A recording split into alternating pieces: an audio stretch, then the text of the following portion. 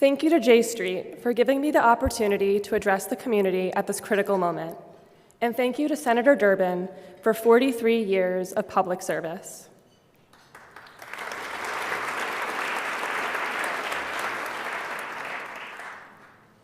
For over 2 years, everyone has cared what I think. This is the strange reality of being a Jewish college student today. I was a sophomore on October 7th, 2023. Now I am a senior, and still all eyes are on me. News reporters reach out to students like me to ask about what we are experiencing on campus. During the war, when I would call my relatives in Israel to ask how they were doing, they'd ask me how I was faring on campus, as though I too was living in a war zone. And of course, the Trump administration looks onto Northwestern's idyllic lakefront campus in horror.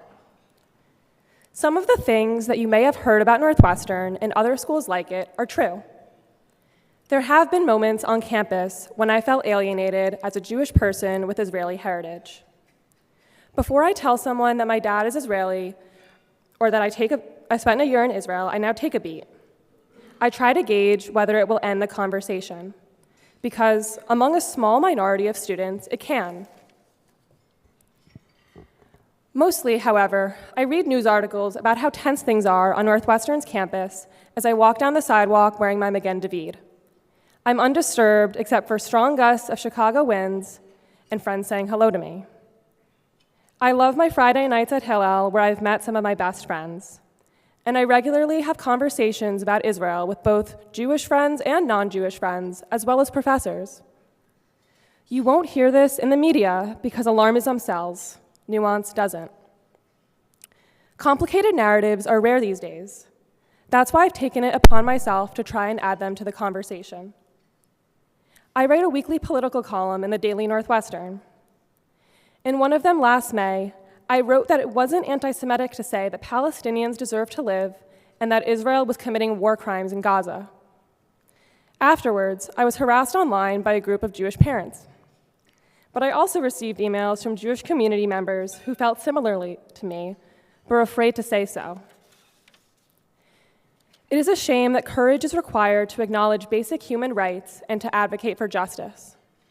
But in our tense political environment, this is the reality. Last year, I was devastated to learn that the Trump administration froze $790 million of funding from Northwestern due to supposed anti-Semitism. Some Jewish organizations responded weakly, claiming that this type of punishment was long overdue. But when I heard the news, all I could think was that life-saving research wouldn't be done because Jewish students like me had supposedly wished it so. To me, not only did it frame Jewish students as a population to be blamed, but it fundamentally misdescribed what it is to be a Jew.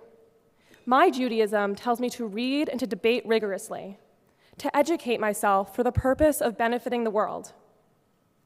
It was J Street that allowed me to voice these concerns with fellow Jewish students across the country in a national publication. It allowed us to speak for ourselves, raising our voices above the social media influencers and politicians who hadn't ever stepped foot on our campuses. This made sense, because at the end of the day, we were the ones on campus. We were the ones who would have to face the consequences.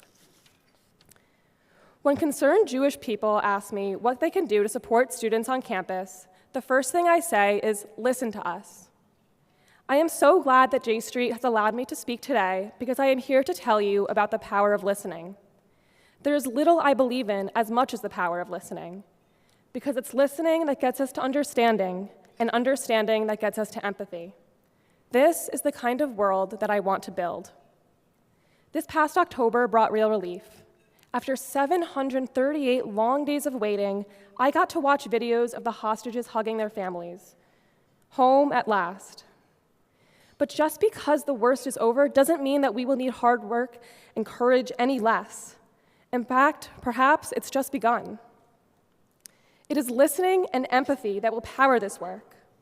Some people say that there can only be one state, an Israeli one or a Palestinian one, and they are loud, but they don't hear each other.